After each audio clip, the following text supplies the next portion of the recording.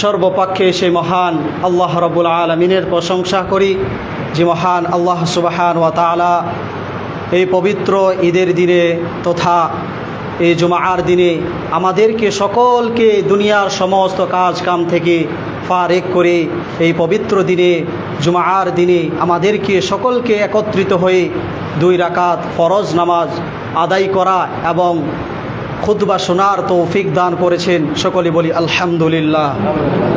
তারপরে পরে আমাদের ধর্মের গুরু, ধর্মের নেতা, আকাই নামদার, তাজদারে মদিনা, আহমদ মুস্তফা, মোহাম্মদ মুস্তফা, রসুল আরবি সাল্লাল্লাহু আলাইহি ওয়াসাল্লাম, যিনার জন্য এই ইসলামকে আমরা সুন্দর করে উপস্থাপনা করে পেয়েছি, যে নবীর জন্য আমরা এই ইসলামকে সুন্দর করে পেয়েছি, আমাদেরকে এই ইসলামকে পাওয়ার জন্য বদরের যুদ্ধ করতে হয় নাই, আমাদেরকে ইসলামকে পাওয়ার জন্য খন্দকের যুদ্ধ করতে হয় নাই, আমাদের এই ইসলামকে পাওয়ার জন্য উহুদের যুদ্ধ করতে হয় নাই। সাহাবা ইকরাম, নবী আলাইহিস সালাম, নবী করিম সাল্লাল্লাহু আলাইহি সাল্লাম মাধ্যমে আল্লাহ রাব্বুল আলামিন আমাদেরকে একটা উপস্থাপনা ইসলাম আমাদেরকে দিয়েছে। সেই নবীর উপর দরুদ পড়ি, সকলে বলি সাল্লাল্লাহু আলাইহি ওয়াসাল্লাম। তার উপর হাজার লাখ কোটি দরুদ বর্ষিত হোক। আরেকবার বলি আল্লাহুম্মা সাল্লি আলাইহি, আল্লাহুম্মা বারিক আলাইহি। আপনাদের সামনে যে কোরআন এবং হাদিস পেশ করলাম, সেই কোরআন এবং হাদিস থেকেই আজকের বক্তব্যের সংক্ষিপ্ত বক্তব্যের ইতিতে নিয়ে যাওয়ার চেষ্টা করব। আমা তৌফিক ইল্লা বিল্লাহ। আল্লাহ রাব্বুল আলামিন মুসলমানদেরকে, ইমানদারকে একটা কিতাব দিয়েছেন যার নাম হচ্ছে কোরআন। এই কোরআনের মধ্যে আল্লাহ রাব্বুল আলামিন বলছেন, আয-যানিয়াতু ওয়াজ-যানি ফাজলিদু কুল্লা ওয়াহিদিম মিনহুমা মিয়াতা জালদা। আবার অন্য জায়গায় বলছেন, ওয়ালা তাকরাবুজ জিনা ইন্নাহু কানা ফাহিশাতাও ওয়া সাআ সাবিলা। মনে আমাদের রাখতে হবে যে দুনিয়াতে যত সমস্ত পাপ রয়েছে, যে পাপের মাধ্যমে মানুষ লাঞ্ছিত অপমানিত হয়, সেই পাপের মধ্যে 1 নম্বর পাপ হচ্ছে জেনা করা। সেই পাপের মধ্য থেকে 1 নম্বর পাপ হচ্ছে জেনা। যেই পাপের মাধ্যমে মানুষ দুনিয়াতে যত বড় অপমানজনক হয়, অপমান হয়, অন্য কোনো পাপ দিয়ে ততটা অপমান হয় না। জেনা এমন একটা পাপ, ব্যতিক্রম পাপ, যার মাধ্যমে মানুষ এতটা অপমান বোধ মনে করে, যা অন্য কোনো পাপ মানুষ যখন করে তখন ততটা অপমান বোধ, লজ্জাবোধ মনে করে না। জিনা করার সময় তো মানুষ অপমান লজ্জাবোধ তো করে না, কিন্তু যখন সমাজের মাধ্যমে সেই ব্যক্তি, যুবক যুবতী, সেই পুরুষ নারী যখন মানুষের সামনে সেই জেনাটা খোলাসা হয়, ধরা পড়ে যায়, যখন উপস্থাপনা করা হয় মানুষের মাধ্যমে, সেই পুরুষ এবং নারী এতটা অপমান বোধ মনে করে যে না, তারা মনে করে যে জমিন ফেটে যাক আর সেই জমিনের মধ্যে ভিতরে আমরা ঢুকে যাই। কিন্তু দুনিয়ায় থাকলে এই পাপটা আমরা কি করতে পারবো না, মানুষের সামনে মুখ দেখাতে পারবো না। এমন একটা পাপের নাম হচ্ছে জেনা, এমন একটা পাপের নাম হচ্ছে ব্যভিচার, এমন একটা পাপের নাম হচ্ছে জেনা, যেটা সমাজের মধ্যে আজকে মানুষ অন্য নাম দিয়েছে, যার নাম হচ্ছে ভালোবাসা। যে কোরআন বলছে ওয়ালা তাকরাবুজ জিনা, হে পুরুষেরা, হে মুমিনেরা, ওয়ালা তাকরাবুজ জিনা ইন্নাহু কানা ফাহিশা। জেনা একটা ফাহিশা কাজ, তোমরা তার নিকটও গেও না, নিকট তো দূর, তার আশেপাশে যেই জায়গায় জেনা হয় সেই জায়গায়, সেই রাস্তার ধারিতেও তোমরা যেও না। ওয়াসা আস-সাবিলা, ওই রাস্তায় তোমরা যেও না।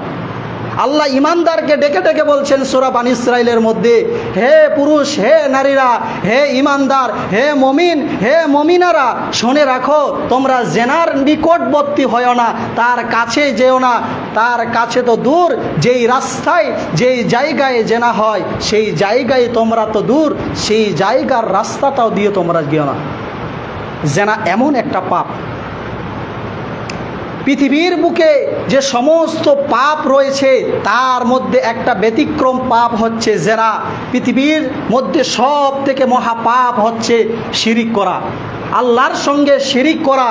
কোনো ব্যক্তি যদি আল্লাহর সঙ্গে শিরিক স্থাপন করে, শিরিক স্থাপন বুঝেন যে শরিক অংশীদার করে একজনের টাকা আর একজনকে, দুইজনকে ভাগ করে দিল, অংশীদার করলো আল্লাহর হক।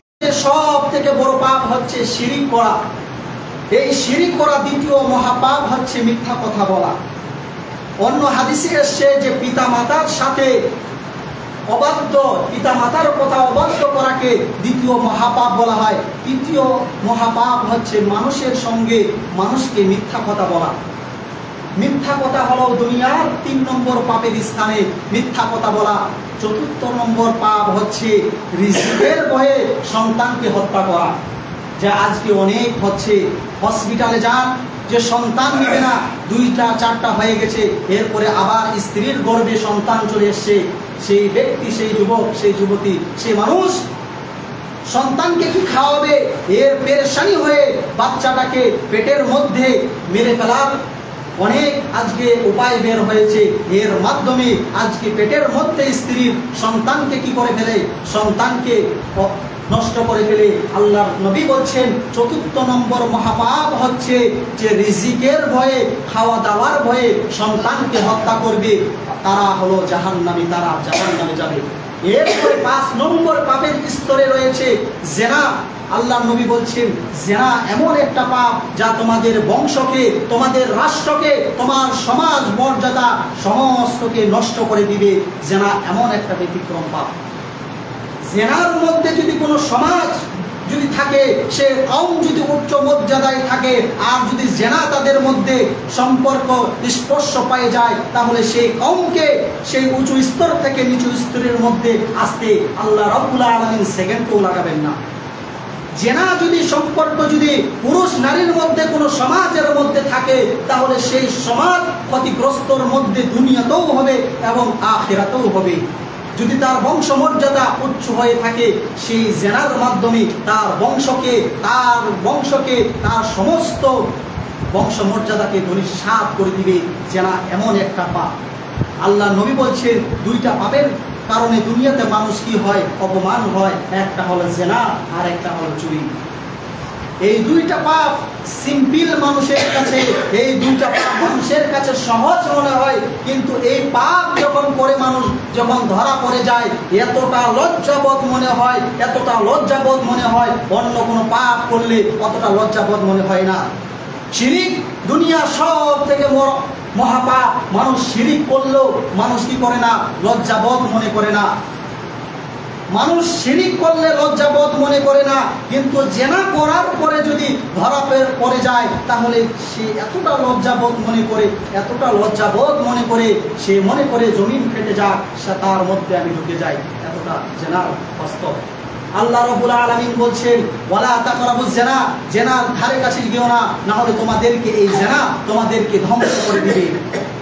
জেনার হুকুম কি, পুরুষ কোনো নারী যদি জেনা করে, তাহলে আল্লাহ তাদের বিধান দুনিয়ার বুকে শাস্তি কি রেখেছেন। সূরা নূরের মধ্যে আল্লাহ রাব্বুল আলামিন বলছেন ওয়ালা তাকরাবুজ জিনা ইন্নাহু কানা ফাহিশাতাও ওয়া সাআ সাবিলা। পৃথিবীর মানুষ শুনে রাখো, ওয়ালা তাকরাবুজ জিনা আয-যানিয়াতু ওয়াজ-যানি ফাজলিদু কুল্লা ওয়াহিদিন মিনহুমা মিয়াতা জালদা। প্রত্যেক জেনাকারী নারী, প্রত্যেক জেনাকারী পুরুষ, আল্লাহ রাব্বুল আলামিন জেনার যখন কথা বললেন তখন নারীর কথা আগে বললেন।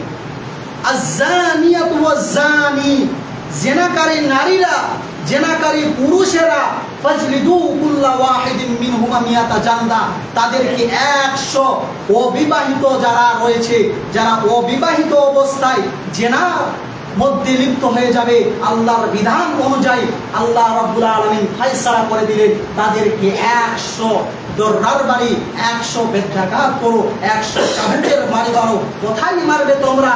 ঘরের মধ্যে মারবে? আস্তে আস্তে মারবে? না, আল্লাহর নবী বিধান বলছেন, আল্লাহর বিধান যখন জেনাকারী নারী, জেনাকারী পুরুষ যখন সমাজের মধ্যে যখন তাদেরকে ধরা হবে, তাদেরকে বলা হবে, তাদেরকে সমাজের মধ্যে তাদেরকে একত্রিত করার পরে তাদেরকে 100 বাড়ি তাদের পিঠে জেনাকারী পুরুষ এবং নারীর কাছে লাগাতে হবে। কোন মানুষটা লাগাবে? যে রোগা, দুবলা, পাতলা, যার শক্তি জানে নাই সে মারবে? না, সমাজের মধ্যে যার শক্তি বেশি, যে তাকতওয়ার, যে পালওয়ান, তাকে লাঠিটা দিতে হবে। ওই পালওয়ান সে লাঠি 100 বাড়ি মারবে পুরুষ এবং নারীকে। আল্লাহর বিধান বলছে, আল্লাহ রাব্বুল আলামিন বলছে তাদেরকে 100 লাঠি মেরে তাদেরকে কি করো? 1 বছরের জন্য তাদেরকে সেই এলাকা থেকে, সেই সমাজ থেকে, সেই গ্রাম থেকে তাড়িয়ে দাও। 1 বছর পরে তারা আবার তখন ঢুকতে পারবে, তার আগে এলাকায় গ্রামে ঢুকতে পারবে না। এটা জেনাকারী নারী এবং পুরুষের বিধান আল্লাহ রাব্বুল আলামিন দিলেন। এটা বিধান মানুষের না, এটা বিধান নবীর না, এটা বিধান হলো স্বয়ং আল্লাহ রাব্বুল আলামিনের। যে তোমরা কি করো? তোমাদের যদি আখিরাতের ভয় থাকে, হে দুনিয়ার মানুষ, তোমাদের যদি আখিরাতের ভয় থাকে, তোমাদের যদি পরকালীন ভয় থাকে, তাহলে তোমরা এই বিধানকে নাকচ করতে পারবে না।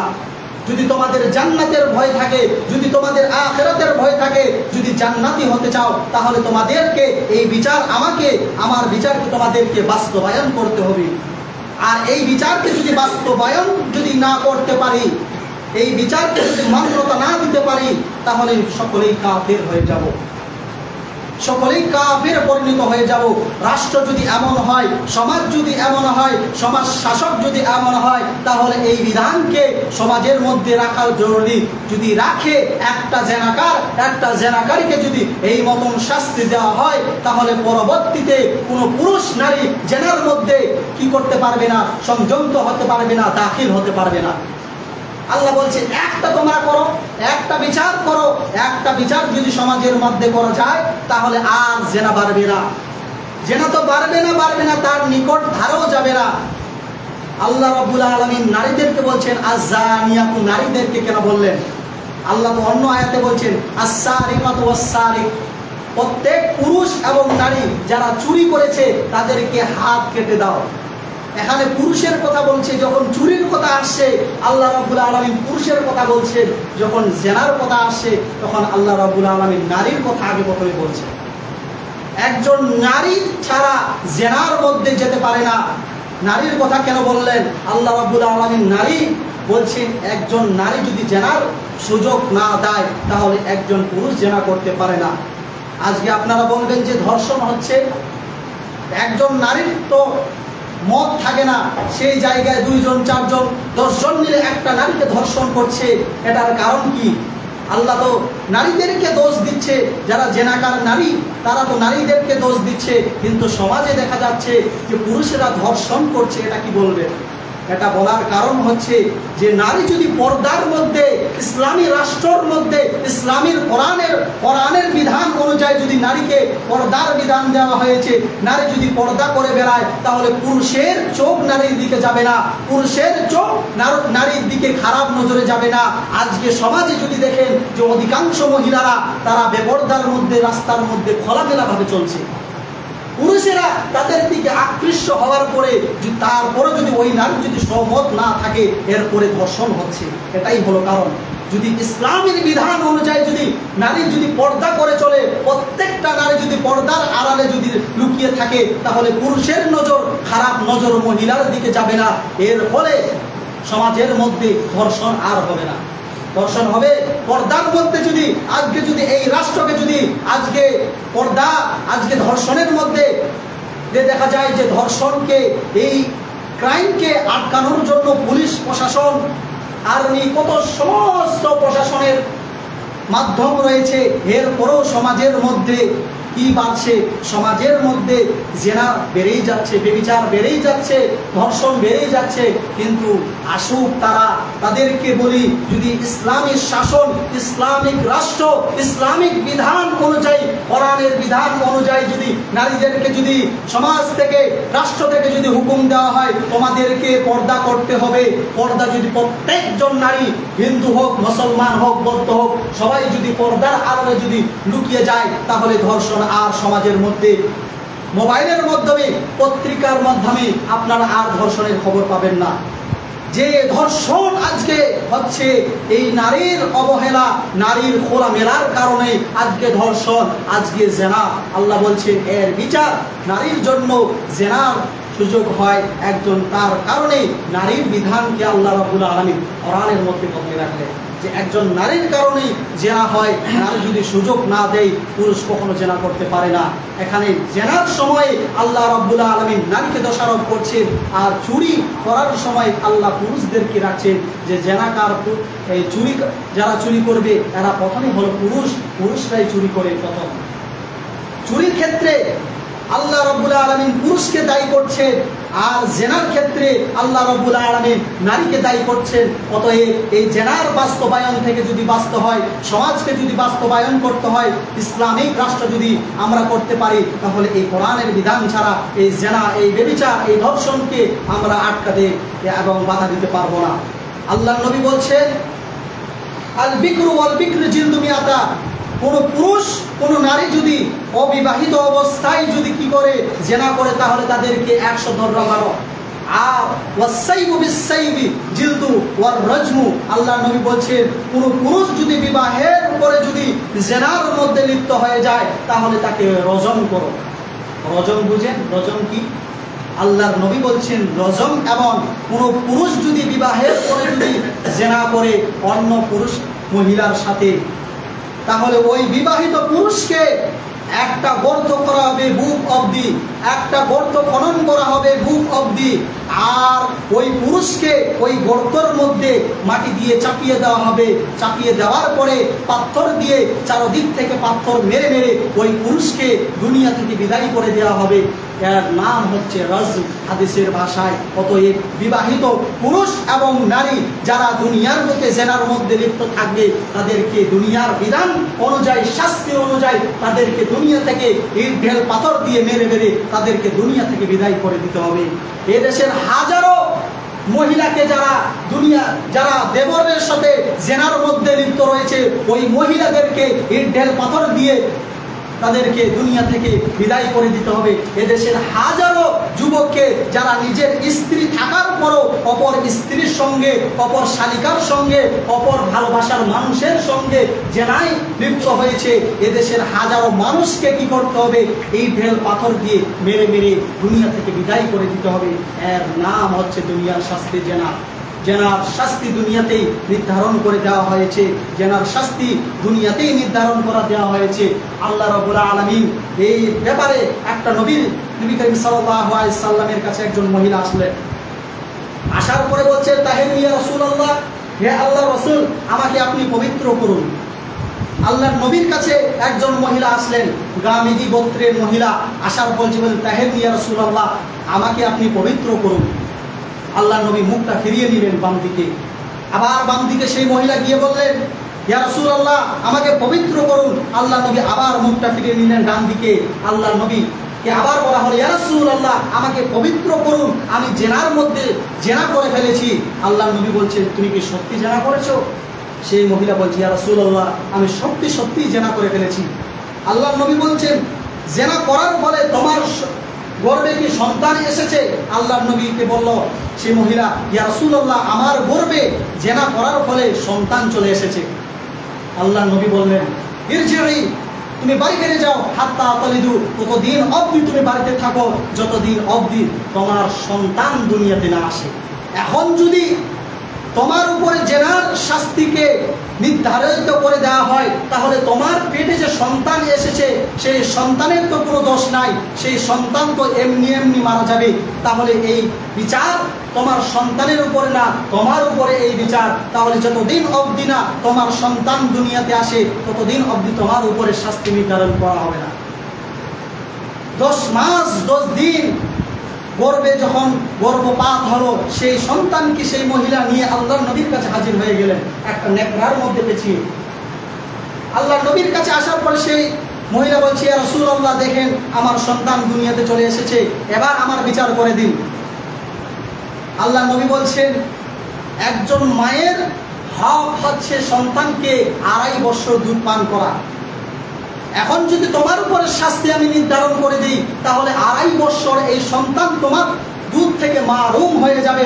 অতএব তোমার উপরে আর এই শাস্তি নির্ধারণ এখন হবে না। যাও, 2.5 বছর পর যখন তোমার সন্তান রুটি খেতে পারবে নিজের হাতে, তখন তুমি আসো, তোমার বিচার আমি করে দিব। আল্লাহর নবী এই কথা বলার পরে সেই মহিলা চলে গেলেন। যাওয়ার পরে যেই দিন রুটি খেতে পারে, হাতে একটা রুটি ধরিয়ে সন্তানকে নিয়ে আল্লাহর নবীর কাছে আসার পরে বলছে, ইয়া রাসূলুল্লাহ, দেখেন সন্তান আমার রুটি খেতে পারে, আমাকে এবার বিচার করে দিন আমার। আল্লাহর নবী বলছেন, ও সাহাবা, এই বাচ্চাকে তোমরা, এই বাচ্চাটি নাও এবং কি করো, তোমরা এই মহিলাটিকে নিয়ে যাও, এই মহিলাটিকে নিয়ে যাও এবং যাওয়ার পরে একটা খনন করে তাকে এই ঢেল পাথর দিয়ে মেরে ফেলাও। আল্লাহর নবী এরপরে সেই আদেশ দেওয়ার পরে সাহাবারা সেই মহিলাটাকে নিয়ে গিয়ে একটা খনন করার পরে সেই মহিলাকে পাথর চারদিকে ছুটতে একটা সাহাবা খালিদ বিন ওয়ালিদ, এই খালিদের যখন একটা পাথর মারে, সেই মহিলার মাথা ফেটে ছিটকে সেই খালিদের গায়ে এসে পড়ছে। সেই খালিদ বলছে, ছি ছি ছি ছি ছি, একজন মহিলা, বেবিচার মহিলার রক্ত আমার গায়ে এসে পড়লো, ছি ছি ছি, কত লজ্জাজনক। আল্লাহর নবী ধমক দিয়ে বলে, হে খালিদ, তুমি চুপ করো। এই মহিলা এত তওবা করেছে, এই মহিলা এত কান্নাকাটি করেছে, এই মহিলা এত তওবা করেছে দুনিয়ার বুকে। এই মহিলার তওবা যদি আরবের মানুষের মধ্যে বিলীন করে দেওয়া হয়, সব থেকে যে পাপী বান্দা তার গুনাহ মাফ হয়ে যাবে। তোমরা একে গালি দিও না, এর গুনাহ তো দুনিয়ায় মাফ হয়ে গেছে, কিন্তু জেনাকারী শাস্তি হচ্ছে তাকে দুনিয়াতে রজম করে দেওয়া। অতএব আমি নবী তাকে বাধা দিতে পারলাম না যে তোমার তওবা আল্লাহর কাছে, তোমার গুনাহ মাফ হয়ে গেছে, কিন্তু জেনাকারী। এরপরও আল্লাহর নবী সেই মহিলাটিকে রজম করে দিলেন। তাহলে বোঝা গেল যে দুনিয়াতে এমন পাপ রয়েছে যার বিচার আল্লাহ রাব্বুল আলামিন দুনিয়াতেই নির্ধারিত করে দেওয়া হয়েছে। গুনাহ মাফ হয়ে গেলেও এর বিচার হচ্ছে দুনিয়াতেই ওই পুরুষ এবং নারীকে কি করা হবে, রজম করে দেওয়া হবে। অতএব আপনাকে বলি যে আল্লাহ রাব্বুল আলামিন আমাদেরকে এই জিনা থেকে আমাদেরকে দূরে রাখুক। আল্লাহ রাব্বুল আলামিন আমাদের সন্তানদেরকে আমাদেরকে জিনার মতো এই খারাপ কাজে আমাদেরকে যেন লিপ্ত না করায়। আল্লাহ রাব্বুল আলামিন আমাদেরকে এই জিনা থেকে বাঁচার তৌফিক দান করুক। সকলে বলি আমিন। এখান থেকে আমার বক্তব্যকে আমি সংক্ষিপ্ত করছি, বলার মাধ্যমে, ভাষার মাধ্যমে ভুল ত্রুটি হলে মার্জনীয়। اللهم صل على محمد وعلى آل محمد